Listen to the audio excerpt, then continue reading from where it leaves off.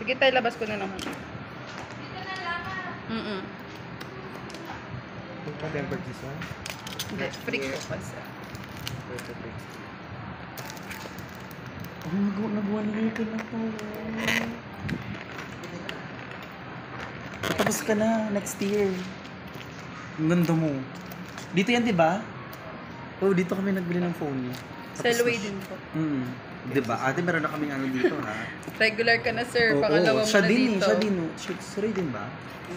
Hindi. Ako dito ako. Pa-check lang po if may dents or scratches. Okay.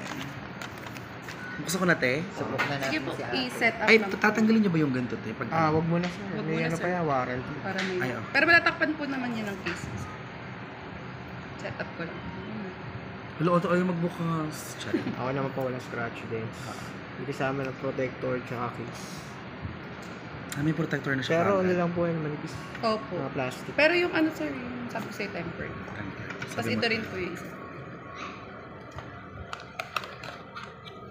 Tapos Type-C naman siya. Opo, Type-C. Tapos 60 watts na rin po yung charger. Ay, meron silang 3 disc.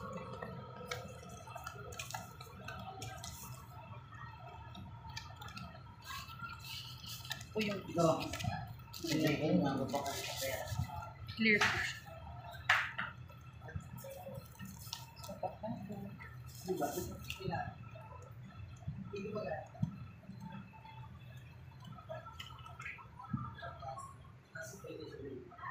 English, te.